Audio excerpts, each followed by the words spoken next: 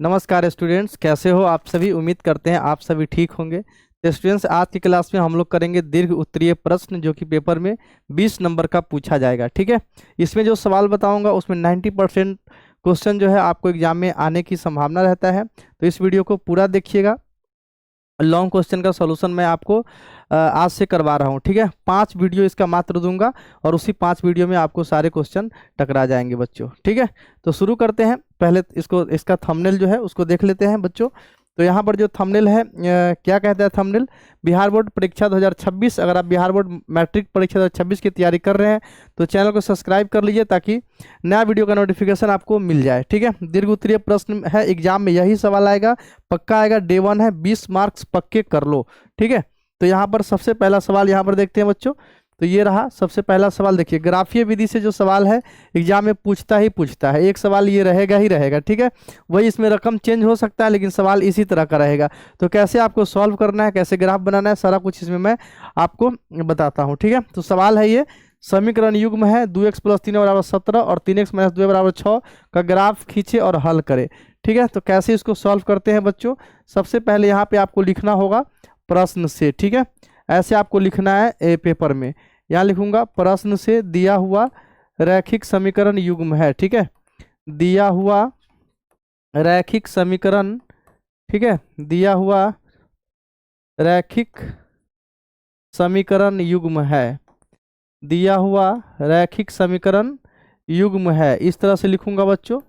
तो जो दिया हुआ है उसको मैं उतार लेता हूँ। 2x + 3y बराबर कितना है? 17 है। तो 17 इसको समीकरण 1 मान लूंगा और यहाँ पर लिखूंगा और। ठीक है, यहाँ पे दूसरा समीकरण 3x - 2y बराबर कितना है बच्चों? 6 है। इसको समीकरण 2 मान लूंगा। ठीक है, इस तरह से जो सादा पेज रहेगा उसमें आपको लिखना है। अब यहाँ पर मैं क्या लिखूंगा बच्चों? यहाँ पर लिखूंगा समीकरण 1 से। ठीक है, समीकरण 1 से। तो समीकरण 1 जो रहेगा उसको आप उतार लीजिएगा। 2x + 3y बराबर 17। ठीक है, और यहाँ पे आपको एक इस तरह से बॉक्स बनाना पड़ेगा। ठीक है, इस तरह से बॉक्स बनाना पड़ेगा। इसका नाम x और इसका नाम y दे देना है।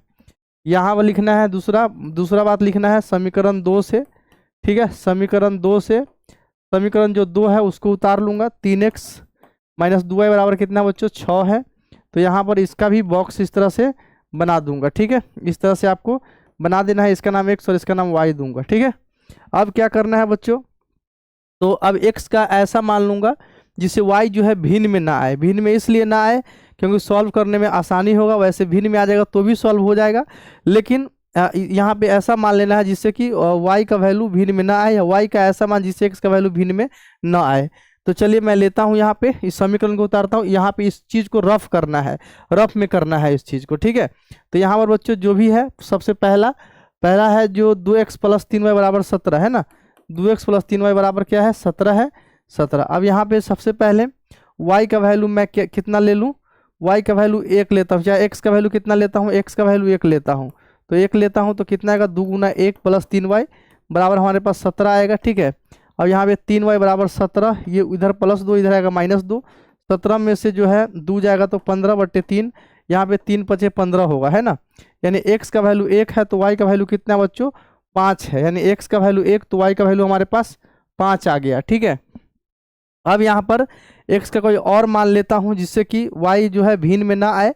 तो आप सोचिए x का कितना मान लूँ? 2 लेता हूँ तो 17 में से 4 चला जाएगा तो आ जाएगा 13, है ना। 3 लेता हूँ तो 6, तो 11 आ जाएगा। 4 लेता हूँ तो 8, 9 8 17। चलिए x का वैल्यू 4 लेता हूँ तो काम हो जाएगा। x का मान 4 लेता हूँ तो 2 × 4 + 3y बराबर बच्चों 17 होगा। ठीक है, यानी 3y बराबर 17 - 8, 17 में से हट जाएगा 9, तो 9 और इधर गुना में 3, उधर जाएगा भाग में 3 × 3 = 9। यानी हमारे पास y का मान 3 आ गया। x का वैल्यू 4 लिया तो y का वैल्यू हमारे पास बच्चों कितना आ गया? 3 आ गया। तो ये वाला जो है टेबल फिल हो गया। इतना काम आपको कर लेना है।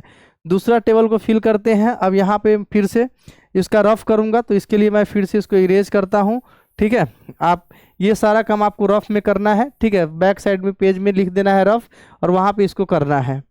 तो यहाँ पे लेते हैं 3x - 2y बराबर कितना बच्चों? 6 है। तो x का वैल्यू यहाँ पे सबसे पहले मैं 0 लेता हूँ। तो यहाँ पे देखिएगा 3 × 0 - 2y बराबर कितना होगा बच्चों? 6 होगा। यानी यहाँ पे ये तो 0 हो जाएगा, 0 में से 2y घटाएंगे तो -2y रहेगा। यानी 6/-2 आएगा, 2 × 6 यानी y का वैल्यू -3 आ गया, x का वैल्यू 0 तो y का वैल्यू -3 आ गया, ठीक है। अब यहाँ पे एक बार y 0 करिएगा तो हमारे पास तो भी काम बन जाएगा, यहाँ पे बराबर 6, यानी x बराबर हमारे पास बच्चों 6/3, यानी 3 दूना 6, यानी y 0 लेता हूँ तो x का वैल्यू 2 आ जाता है। अब ये टेबल हमारा फिल हो गया। अब मुझे क्या करना है बच्चों, ग्राफ बनाना है। तो इसका ग्राफ कैसे बनाएंगे बच्चों, ये चीज़ समझना है। मैं इतना ही दूर में इसका ग्राफ बनाऊंगा, ठीक है। आप ग्राफ का कॉपी खरीद लेना और ग्राफ के कॉपी में इसको बनाना है। तो मैं कैसे बनाऊंगा ग्राफ, चलिए, मुझे वैल्यू मैक्सिमम 5 तक लेना है, तो 5 तक मैं इसमें लूँगा, ठीक है। तो यहाँ पे बच्चों, यहाँ से इस तरह से खींच देता हूँ और इधर इस तरह से खींच देता हूँ, ठीक है। तो ये हो गया, इसी में हमको ग्राफ बनाना है, ठीक है। इसी में हमको ग्राफ बनाना है बच्चों। तो यहाँ पर लिखूँगा 1, ठीक है, इधर प्लस में होगा तो प्लस, ठीक है, इधर सारा मान प्लस में होगा 1, यहाँ पे +2, यहाँ पे +3, यहाँ पर +4 हो गया, यहाँ पे +5 हो गया। इधर जो भी वैल्यू होगा माइनस होगा, -1, -2, -3, -4, और ये हो गया हमारे पास बच्चों -5। तो ये भी हो गया, ठीक है। ये चीज़ आपको समझ में आ रहा होगा। ऊपर लेंगे तो ऊपर लेंगे प्लस में +1, +2, +3, ठीक है, +4, और यहाँ पे हो गया बच्चों +5, ठीक है। ये भी हो गया। नीचे लेंगे मान तो -1, -2, -3, -4, और यहाँ पे हो गया बच्चों -5, ठीक है। तो ये भी हो गया। अब यहाँ पर देखिएगा तो x 0 तो y -3 है, तो ये वाला जो है बच्चों y एक्सिस है, और ये वाला जो है बच्चों x एक्सिस, यानी ये x और ये x डैश हो गया, ठीक है। तो अब यहाँ पे क्या है बच्चों, x 0 तो y -3, तो मूल बिंदु का निर्देशांक 0 0 होता है, तो यहाँ पे शुरू होगा तो x 0 यहाँ पे होगा और y -3, तो ये वाला पॉइंट जो है ये हमारा पॉइंट हो जाएगा, ठीक है। यानी कहने का मतलब ये जो है ये पॉइंट जो होगा 0, -3 होगा। दूसरा दूसरा का खोज लिया है ना, x 2 है तो y 0 है, x 2 तो y 0, यानी x 2 y 0, ये भी यही पॉइंट होगा, x 2 y 0। अब पहले मुझे इसका खोजना था, लेकिन हमने पहले इसका खोज लिया, तभी कोई बात नहीं है, इसका फिर इसके बाद मैं खोज लेता हूँ। पहले ये जो पॉइंट खोज लेना, उसको जो है आपको इस तरह से मिलाना होता है, ठीक है।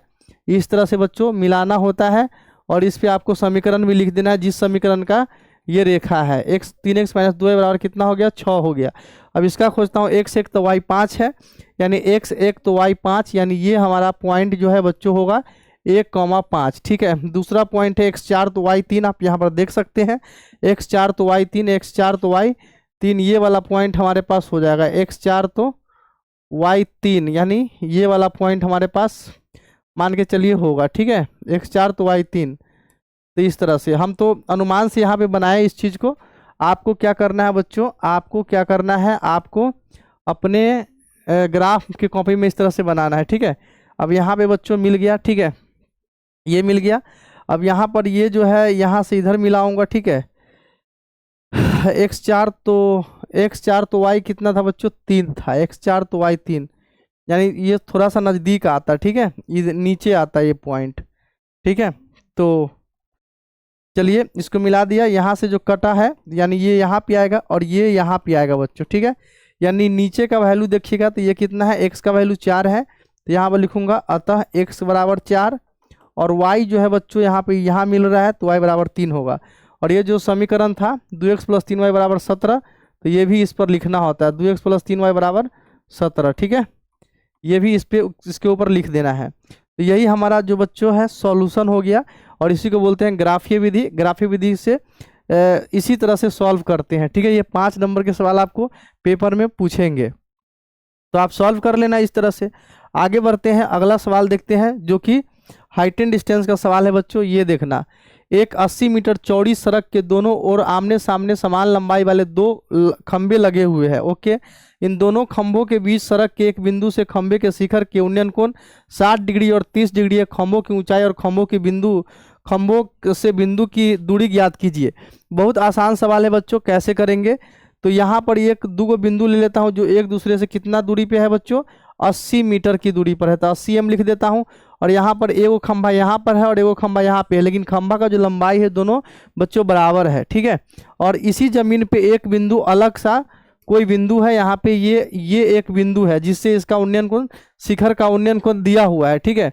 तो बच्चों यहाँ से इसका उन्नयन कोण और यहाँ से इसका उन्नयन कोण दे रखा है, एक दे रखा है बच्चों 60 डिग्री और एक दे रखा है 30 डिग्री। तो इस तरह से बना देना है। इसका नाम ए बी और इसका नाम सी और इसका नाम डी हो गया बच्चों, और ये जो बिंदु है इसका नाम ई हो गया। ठीक है, तो ये हो गया। अब इस तरह से बन गया। अब मुझे क्या बोला है, खंभों की ऊंचाई पता कर दो और खंभों से बिंदु की दूरी पता करना है। यानी ये कितना दूरी है, इस खंभा से कितना दूरी, इससे कितना दूरी है और इसका ऊंचाई कितना है ये भी पता करना है। ओके, तो हमको तो बोला है सवाल ने कि जो जितना ऊंचाई का ये खंभा है लंबाई का उतना ही का वो है, तो ये x मीटर, तो ये भी x मीटर हो जाएगा, कोई दिक्कत नहीं। ये पूरा बच्चों 80 मीटर है। ठीक है, इतना मैं मान लेता हूँ y मीटर है। ठीक है, तो आपको समझ आ गया होगा कि ये वाला जो होगा 80 माइनस y मीटर हो जाएगा। ठीक है, तो ये इतना बात अगर आपको समझ में आ गया होगा तो इससे आगे का काम बिल्कुल आसान है। कैसे करूँगा तो यहाँ देखिएगा, सवाल नंबर दूसरा का हल लिखूँगा और इसका काम शुरू कर दूंगा। यहाँ लिखूंगा माना कि, ठीक है, क्या लिखूंगा बच्चों, माना कि ए बी और सी डी, ठीक है, समान लंबाई का दो खंभा है, समान लंबाई का दो खंभा है। इस तरह से लिखना है, समान लंबाई का दो खंभा है। ठीक है, और यहाँ पे लिख देना है बच्चों ए बी बराबर सी डी बराबर, यहाँ पे लिखूंगा x मीटर। ठीक है, और यहाँ पे हमने मान लिया ई डी या डी ई वही बात है, y मीटर मान लिया, इसलिए हमारे पास बच्चों बी ई जो होगा 80 माइनस वाई मीटर होगा। ठीक है, बस अब कुछ नहीं करना, अब आपको लेना है समकोण त्रिभुज। ठीक है, समकोण त्रिभुज किस में बच्चों, तो समकोण त्रिभुज ए बी ई में। ठीक है, समकोण त्रिभुज ए बी ई में देखिएगा बच्चों, तो यहाँ पर देखो ये चीज़ मालूम है, ये वाला बी मालूम है और ए बी मालूम है, तो इसमें कौन सा त्रिकोणमितीय अनुपात लूंगा जिससे इस दोनों का रिश्ता हो जाए, तो बच्चों tan 60 ले लूंगा। ठीक है, tan 60 पी बाई बी होता है, यहाँ पे लिखूंगा tan 60, tan 60 डिग्री क्या होता है पी बाई बी, 60 के लिए पी होगा ए बी। ठीक है, यानी x मीटर और बटे बी का वैल्यू 80 माइनस वाई मीटर हो जाएगा बच्चों। मीटर से मीटर कट कर देना, tan 60 कितना होता है, √3 होता है। चलो ये √3 बैठा देता हूँ, x बटे 80 माइनस वाई हो जाएगा। अब यहाँ पे बटा दूंगा और यहाँ बाईसीएम कर दूंगा, तो बाईसीएम करूँगा तो 80√3 और यहाँ पे माइनस √3y हो जाएगा बच्चों। इसको समीकरण 1 मान लूंगा। ठीक है, अब मैं यहाँ पे देखूंगा तो ये y मीटर और ये x मीटर है बच्चों, तो यहाँ पे क्या करेंगे tan 30 ले लेंगे। ठीक है, तो चलिए यहाँ पे ले ही लेते हैं tan 30, चलो भैया ले लेते हैं। अच्छा, यहाँ पे ये भी बात लिख देता हूँ कि कौन सा त्रिभुज है बच्चों, ये समकोण त्रिभुज ए डी ई में। ओके, समकोण त्रिभुज लेना पड़ेगा। चलो भाई, समकोण त्रिभुज कौन में बच्चों, ADE में। ADE में मैं क्या कर रहा हूँ, तो मैं ले रहा हूँ tan 30 पी बाई बी यानी x मीटर बटे y मीटर। आपको मान हमने याद करवाया था, tan 30 क्या होता है, 1 बटे √3 होता है, बराबर x बटे y होगा, यानी y बराबर बच्चों √3x होगा। ठीक है, इसको समीकरण 2 मान लेना। अब आपको पता चल गया होगा कि जहाँ y है वहाँ पे मैं √3x रखूँगा और यहाँ से x का वैल्यू निकल जाएगा, तो चलिए रख ही देते हैं। अब यहाँ पे समीकरण 2 से बच्चों क्या है हमारे पास, x बराबर है 80√3 और माइनस √3y यानी √3 गुना √3x आ जाएगा। यहाँ पे √3 गुना √3x, इसका क्या मतलब हुआ, x माइनस में इधर आएगा तो प्लस √3 गुना √3 3 होता है, यानी इधर 3x बराबर 80√3 हो गया बच्चों, और 3 और 1 कितना होता है 4x बराबर 80√3 हो गया, यानी 20 चौक 80 होता है। यानी बच्चों यहाँ पे x की बात करूँगा तो x आ गया 20√3, तो यानी जो खंभा जो है बच्चों 20√3 मीटर ऊंचाई का है, यानी ये तो आ गया 20√3 खंभा का ऊंचाई। अब इस बिंदु का जो दूरी है वो कितना होगा, तो y जो बच्चों यहाँ पे y जो है √3x है, इसका क्या मतलब है आप खुद सोच के देखो, y बराबर √3x का मतलब हुआ, y बराबर √3x का मतलब हुआ √3 और गुने कितना 20√3, यानी बच्चों 20√3 गुना √3 3 होता है, और 20 से 3 में गुना करूंगा तो 20 दिया कितना आएगा बच्चों 60 आएगा, यानी y का वैल्यू 60 आ गया। तो यानी d से जो है दूरी कितना होगा 60 मीटर का, तो ये कितना आएगा बच्चों 20 मीटर का है ना। तो यानी ये जो बिंदु है बच्चों 20 और 60 मीटर के दूरी पे है। ठीक है, एक तो आंसर हो गया कितना 20√3 जो कि खंबे का ऊंचाई है, और इस बिंदु का इस खंभा से ऊंचाई हो गया 20 मीटर, सॉरी दूरी हो गया, और इससे दूरी हो गया 60 मीटर। तो आपको इतना बात समझ में आ गया होगा बच्चों। ठीक है, तो इस तरह से जो है सवाल को सॉल्व कर सकते हैं। अगर आपका जो है कॉन्सेप्ट क्लियर हो और आपको थोड़ा सा कॉन्सेप्ट क्लियर है तो आप आसानी से इस तरह के सवाल को हल कर सकते हैं और 5 नंबर पा सकते हैं। तो एक तो ग्राफ ये विधि से आएगा और एक हाइट एंड डिस्टेंस का भी सवाल आपको मिलेगा। तो इस तरह से आपको सॉल्व करना है। और आगे बढ़ते हैं और किस किस तरह के सवाल आते हैं 5 नंबर वाले में वही मैं बताता हूँ। ठीक है, वही सवाल बताऊंगा जो पेपर में आपको देखने को मिलेगा। तो ये सवाल देखिए बच्चों, सिद्ध करें कि किसी बाह्य बिंदु से वृत्त पर खींची गई स्पर्श रेखाओं की लंबाइयाँ बराबर होती है। बहुत आसान सवाल है, आप सॉल्व कर सकते हैं। तो ये बच्चों वृत्त है, ठीक है। यहाँ से कोई बिंदु P ले लेते हैं जो यहाँ स्पर्श करता है और यहाँ पे स्पर्श करता है, ठीक है। और ये केंद्र है, इस तरह से मिला देना इसको। ये P है बच्चों, ये A है और ये क्या है, B है। तो ये आपको समझ में आया। और यहाँ से इसको भी मिला देना इस तरह से, ठीक है, इस तरह से मिला देना। तो ये हो गया P और PB हमको बराबर सिद्ध करना है। बहुत आसान है, कैसे आप कर सकते हैं इसको मैं बताता हूँ, ठीक है। यहाँ पे, ठीक है, ये केंद्र है O, ठीक है। यहाँ लिखूंगा माना कि, ठीक है, माना कि बच्चों COR एक वृत्त है। COR का मतलब होता है ऐसा वृत्त जिसका केंद्र O और R क्या बच्चों, त्रिज्या है, ठीक है। माना कि COR एक वृत्त है, इस तरह से लिखना है, ठीक है। एक वृत्त है जिसका स्पर्श रेखा, ठीक है,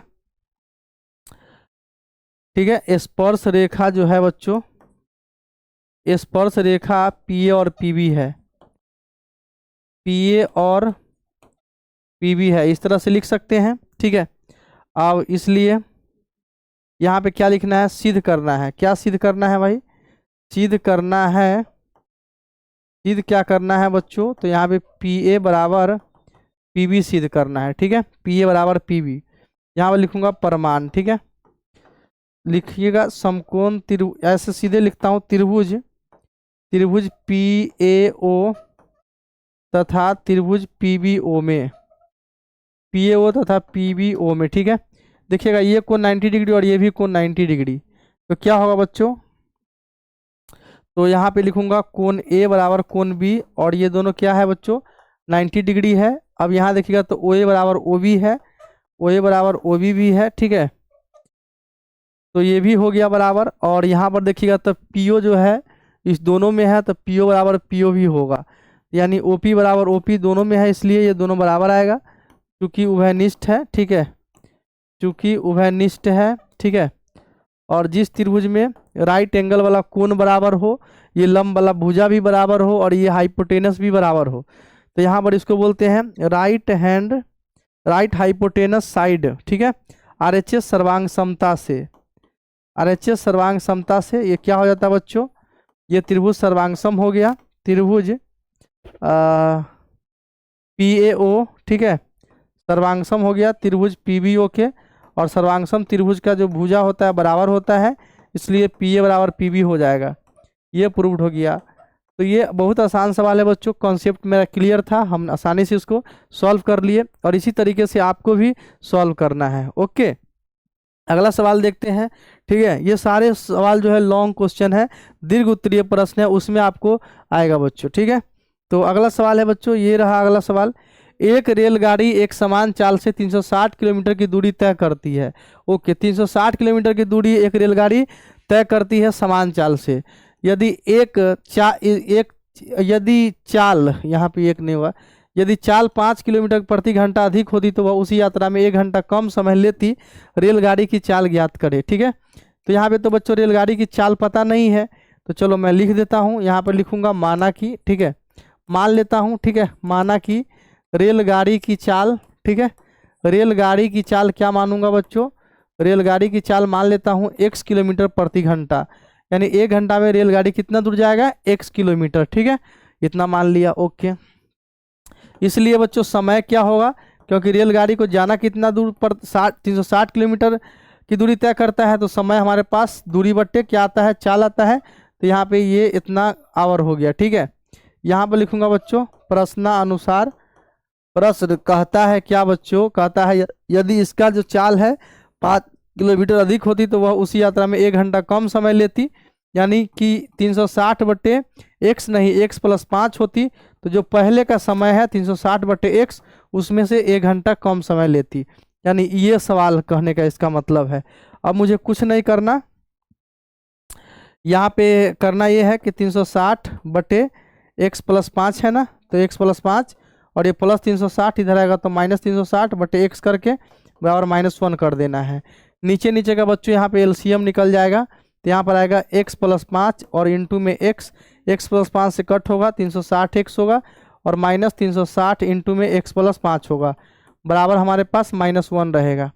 यानी हमारे पास बच्चों 360x माइनस 360x प्लस गुने माइनस माइनस 36 पंच 180 यानी बच्चों 1800 और बटे आएगा हमारे पास x स्क्वायर प्लस 5x बराबर -1। ठीक है, यहाँ पर 360 से 360 कट होगा, यहाँ पर आएगा माइनस में x स्क्वायर माइनस में 5x बराबर माइनस में 1800। कुछ नहीं करना, यहाँ माइनस कॉमन ले लेना, x स्क्वायर प्लस 5x और बराबर माइनस में 1800। ठीक है, माइनस से माइनस कट हो जाएगा, यानी x स्क्वायर यहाँ पर आ गया बच्चों x square plus 5x minus में 1800 बराबर कितना आ गया बच्चों 0 आ गया। ठीक है, अब यहाँ मेरे 5x को ऐसे तोड़ना है कि जोड़ घटा के 5x आना चाहिए और गुना करके 1800 माइनस में 1800। तो इसको कैसे कर सकते हैं बच्चों, तो 50 माइनस 45, 50 माइनस 45 करेंगे तो क्या 1800 आएगा, तो नहीं आएगा। ठीक है, नहीं आएगा, ये 50 और 45 से तो नहीं होगा, तो आपको इसमें से देखना है। ठीक है, 40 और 45 में करके देखते हैं तो हो जाएगा। 45 में से 40 जाएगा तो 5 भी आ जाएगा और 45 चौका 90 दूनी 180 हो जाएगा। तो यहाँ पर बच्चों मैं लिख सकता हूँ क्या, x square plus 45x minus 40x minus 1800 बराबर 0। यहाँ x कॉमन लूँगा तो x प्लस 45 माइनस में 40 कॉमन लूँगा तो यहाँ पर आएगा x प्लस 45 बराबर 0। ठीक है, दोनों जगह x प्लस 45, तो यहाँ पे x प्लस 45 कॉमन, यहाँ पर आएगा x माइनस 40 बराबर क्या होगा बच्चों 0 होगा। यानी मैं यहाँ पे कर सकता हूँ x प्लस 45 बराबर 0। ठीक है, कॉमा x माइनस 40 बराबर 0। ठीक है, यानी प्लस 45 उधर चला जाएगा तो माइनस 45 और माइनस 40 उधर चला जाएगा प्लस में 40।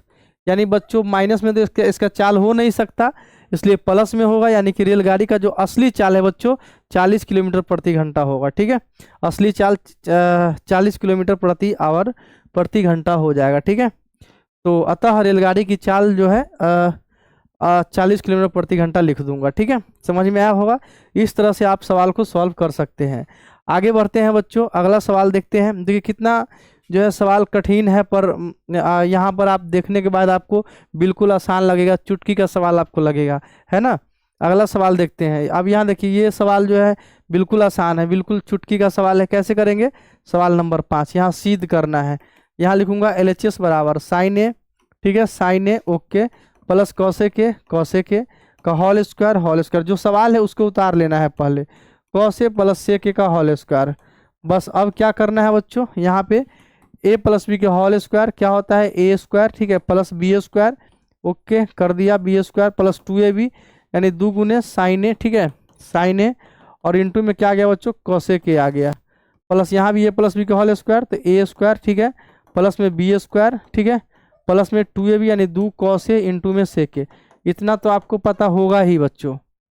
अब मुझे क्या करना है, आप प्यारे बच्चों यहाँ देखना साइन स्क्वायर ए प्लस कॉस स्क्वायर ए।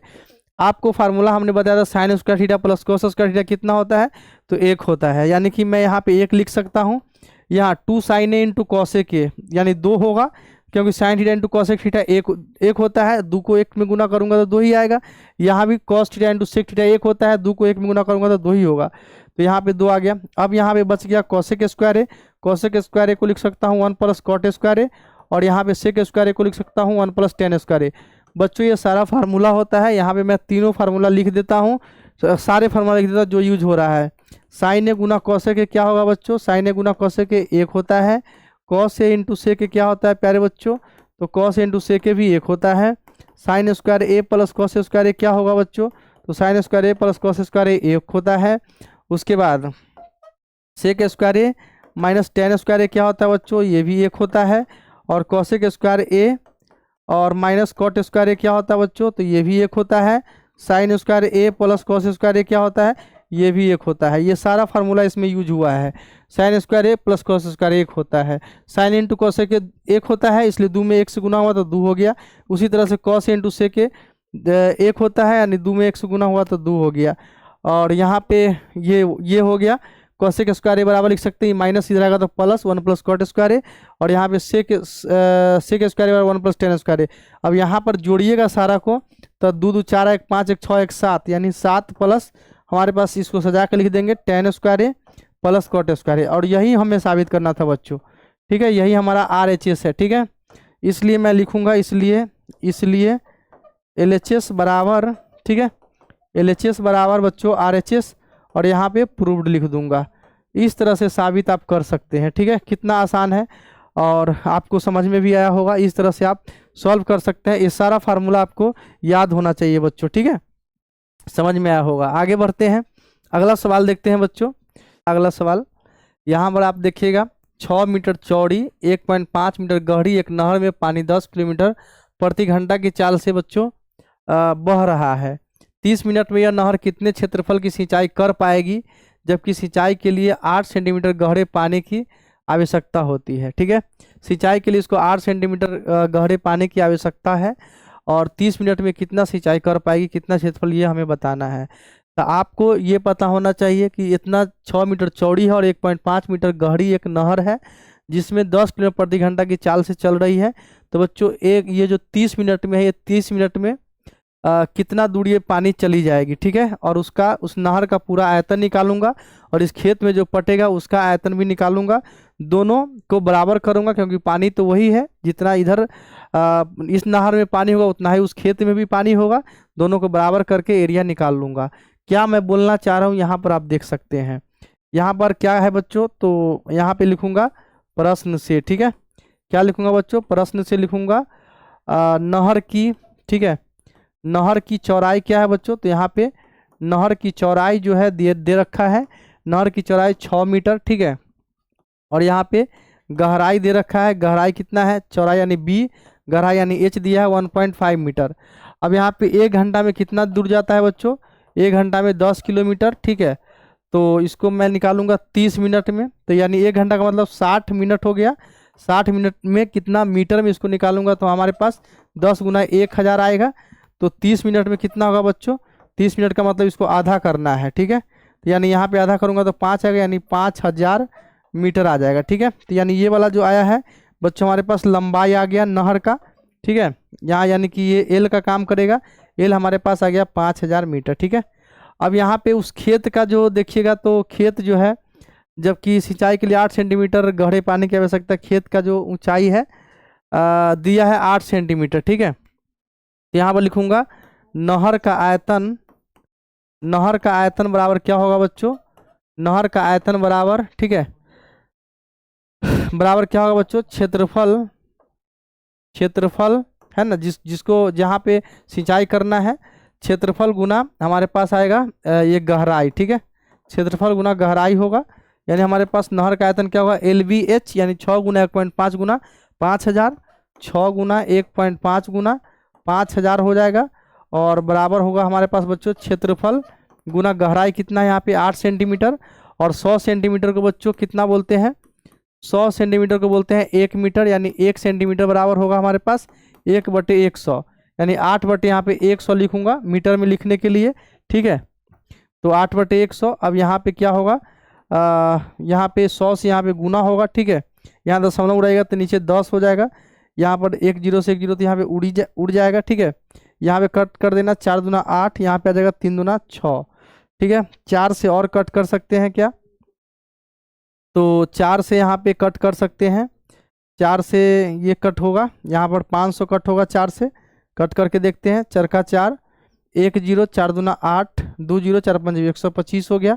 अब मुझे कुछ नहीं करना, यहाँ गुना करना है, 15 तिया 45 गुना 125 और गुना यहाँ पे 100 बराबर हमारे पास मीटर है ना, स्क्वायर, और बराबर हमारे पास क्षेत्रफल हो जाएगा। अब यहाँ पे गुना कर देना है 45 125 में, उसके बाद 100 से गुना हो जाएगा, यानी 45 125 में गुना करते हैं, 125 गुना यहाँ पे 45 हो जाएगा। यहाँ पे 50 25 हासिल 2, 5 10 2 12 हासिल 1, और 5 5 1 6, 5 का 20, 4 9 2 10, 4 4 1 5, यहाँ पे आ गया 5 2 6 5, यानी 56 25 है ना, 56 25 और 00 मीटर स्क्वायर आ गया हमारे पास बराबर क्षेत्रफल। तो बच्चों इतना जो है क्षेत्रफल सिंचाई कर पाएगा, ठीक है। इतना क्षेत्रफल जो है सिंचाई कर पाएगी, ठीक है।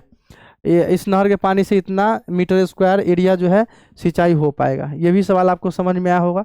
इस तरह से आप इसको सॉल्व कर सकते हैं बच्चों, ठीक है। आगे बढ़ते हैं, अगला सवाल देखते हैं बच्चों। तो ये रहा अगला सवाल। हाँ, 3 मीटर व्यास का एक कुआं 14 मीटर की गहराई तक खोदा जाता है। ओके, इसे निकली हुई मिट्टी को कुएं के चारों ओर 4 मीटर चौड़ी एक वृत्ताकार वलय बनाते हुए समान रूप से फैलाकर एक प्रकार बांध बनाया जाता है। इस बांध की ऊंचाई ज्ञात करें। बहुत आसान सवाल है बच्चों, कैसे आप कर सकते हैं। तो यहाँ पे इतना गहराई जो है हमने कुआं खोदा, ठीक है। तो ये तो कुआं खोद दिया और उसके बाद क्या किया बच्चों, हमने इसी पर माने कि ये इसमें से जो माटी निकला इसको हम इस पर इस तरह से जमा कर दिए, ठीक है। इस तरह से जमा कर दिए। तो अब यहाँ पे इस कुआं का जो व्यास जो दिया है 3 मीटर है और यहाँ तक गहराई है, तो यानी कि ये जो है ये तो बेलन बन गया बच्चों। तो ये बेलन का ऊंचाई यानी दे दिया कितना, 14 मीटर। और इसका जो व्यास दे रखा है ये पूरा डी होगा।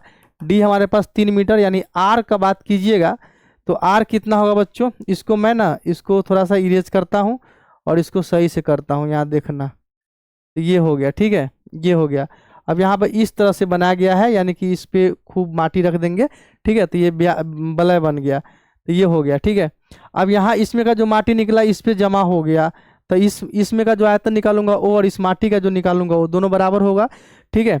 तो कहने का मतलब है कि इसका जो व्यास दे रखा है 3 मीटर दे रखा है और ये 4 मीटर चौड़ी है, यानी कि ये वाला जो है बच्चों, ये वाला इतना जो है बच्चों 4 मीटर है, ठीक है। इतना जो है ये जो है बच्चों, ये जो है ये है 4 मीटर, ठीक है। ये है 4 मीटर। तो अब यहाँ पे क्या करना है, बल्ले बनाते हुए समान से फैलाकर एक प्रकार का बांध बनाया जाता है। तो इस बांध की ऊंचाई ज्ञात करना है। बस कुछ नहीं, सवाल बहुत आसान है। सवाल नंबर 8, ठीक है। यहाँ पर लिखूंगा प्रश्न से, ठीक है। प्रश्न से कुएं का व्यास है ना, कुआं का व्यास जो दे रखा है डी दे रखा है बच्चों 3 मीटर, इसलिए त्रिज्या आर कितना होगा, 1.5 मीटर हो जाएगा। ये समझ में आया। और यहाँ पे ऊंचाई दे रखा है 14 मीटर। कुआं का आयतन क्या होगा बच्चों, कुआं का आयतन होगा बच्चों पाई आर स्क्वायर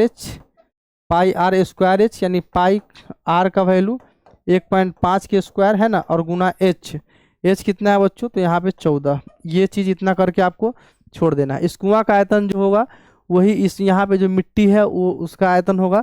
यानी ये जो मिट्टी है बच्चों ये खोखला बेलन हो गया है ना, खोखला बेलन हो गया। इसका जो आयतन निकालते हैं कैसे निकालते हैं, तो सबसे पहले मैं यहाँ पे बड़ा वृत्त एक बन गया, एक छोटा सा वृत्त बन गया। तो इसके लिए मैं क्या करूँगा, इतना का सिर्फ निकालने के लिए पाई इंटू बड़का आर स्क्वायर मैंने छोटका आर स्क्वायर और इंटू में एच करूँगा। यानी कि मैं यहाँ पे लिखूँगा बांध है ना, बांध की ऊंचाई यहाँ पर इस कैसे करूँगा, यहाँ पे लिखूँगा कुआं का आयतन बराबर, ठीक है। कुआं का आयतन बराबर क्या होगा बच्चों, कुआं का आयतन बराबर होगा पाई इंटू बड़का आर स्क्वायर माइनस छोटका आर स्क्वायर और गुना में यहाँ पे एच होगा, ठीक है। अब यहाँ पे कुआं का आयतन तो मैं निकाल रखा हूँ, पाई इंटू 1.5 का होल स्क्वायर गुना में 14 और यहाँ पे पाई इंटू बड़का आर क्या होगा बच्चों, तो 4 मीटर पहले से ये इसका चौड़ाई है और ये पूरा जोड़ूंगा तो आ जाएगा 5.5, यानी यहाँ पे होगा 5.5 का स्क्वायर और माइनस ये वाला जो है बच्चों इतना 1.5 का स्क्वायर 1.5 का स्क्वायर, ठीक है। ये वाला हो गया और गुना में एच हो जाएगा। पाई से पाई तो पहले ही उड़ा दीजिए यहाँ पे। तो 1.5 का स्क्वायर कितना होता है 225, यानी 2.25 होगा गुना 14। यहाँ पे 5.5 का स्क्वायर कितना होगा, तो 30/25 यानी 30.25 होगा बच्चों। 30.25 माइनस 1.5 का स्क्वायर 2.25 होगा। इतना बात आपको समझ में आया होगा, ठीक है। क्योंकि मैं बच्चों यहाँ पे खोखला बेलन का आयतन यही होता है फार्मूला, पाई इंटू बड़का आर स्क्वायर मैंने छोटका स्क्वायर इंटू एच। बड़का आर का मतलब बड़ा वृत्त का त्रिज्या और छोटका आर का मतलब बच्चों छोटा वृत्त का त्रिज्या। आप वलय का क्षेत्रफल निकाले होंगे, ठीक है, वृत्त में। अब यहाँ पे इसको रहने देता हूँ थोड़ा, 2.25 गुना 14 बराबर यहाँ पे 30.25 में से 2.25 जाएगा तो 28 आएगा। 28 गुना एच कर देना। यहाँ पे 14 दूना कितना होगा बच्चों, तो 28 होगा और 2 से यहाँ पे कट करूँगा, चलो कर देता हूँ। यहाँ पे तो 100 आ गया, यहाँ पे इसको 2 से कट करूँगा तो कितना आएगा हमारे पास, इसको कर लेते हैं। तो 2 से कट करते हैं इसको, तो ऐसे करता हूँ बच्चों, यहाँ पे साफ से लिख लेता हूँ 225 बटे 100 और यहाँ पे गुना 2 बराबर h हो गया। यानी 2 से पहले कट करूंगा फिर 100 से भाग कर दूंगा। तो कैसे होगा, चलिए 225 को कट करता हूँ 2 से। चलिए 2 से मैं भागी लगा देता हूँ। 225 दुक्का 2 हो गया, यहाँ पे 2 उतर गया, फिर दुक्का 2 हो गया, 5 उतर गया, 2 दूना 4 हो गया, यहाँ पे 1 हो गया, पॉइंट हो गया, 0 हो गया, 2 पंचे 10 हो गया। यानी 112, यहाँ पे मैं लिख सकता है 112.25, 112 पॉइंट, है ना, 112.25, 112.25, दुक्का 2 1, दुक्का 2 1, 2 दूना 4, है ना, 1 0, 2 पंचे 10, नहीं यहाँ पे 2 से भाग किया था, कितना आया था बच्चों, तो थोड़ा बैक करते हैं, नहीं होगा, फिर से एक बार कर देता हूँ। चलिए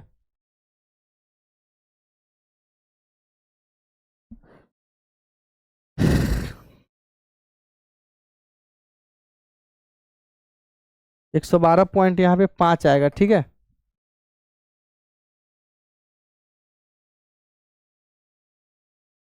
यहाँ पर आप देख सकते हैं इसको,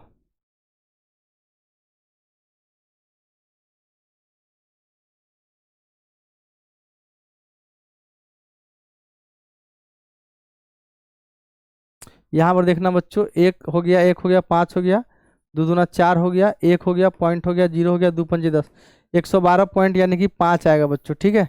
112.5 में हमको भाग करना है, ठीक है, 100 से, बराबर h हो गया। यानी बच्चों यहाँ पे 100 से भाग करूंगा तो पहले से 1 अंक के बाद दशमलव है, और यहाँ पे 100 से भाग करूंगा तो 2 अंक इधर खसक जाएगा, यानी 1.125 मीटर हो गया। ये हमारा बांध का ऊंचाई हो जाएगा बच्चों, ठीक है, यही हमारा आंसर हो जाएगा। तो इस तरह से आप इसको सॉल्व कर सकते हैं, ठीक है। तो समझ में आया होगा आज की इस क्लास में बच्चों, ऐसा ऐसा सवाल समझा जिसको सॉल्व करने में अच्छे अच्छे विद्यार्थियों का हालत ख़राब हो जाता है, ठीक है। तो उस तरह के सवाल का सॉल्यूशन हमने करना बताया। कैसी लगी वीडियो कमेंट करके ज़रूर बताना बच्चों, और वीडियो अच्छी लगी हो तो लाइक कर देना, ठीक है। चैनल को सब्सक्राइब कर लीजिए। मैं मात्र 5 वीडियो दूंगा दीर्घ वाला, जो एग्जाम में सीधा सीधा टकरा जाएगा, ठीक है। इसमें रचना का सवाल नहीं बताया हूँ, कल वाले वीडियो में बच्चों रचना का भी सवाल बता दूंगा, जिससे आपको सॉल्व करना आ जाएगा। तो बहुत धन्यवाद वीडियो देखने के लिए। चलिए।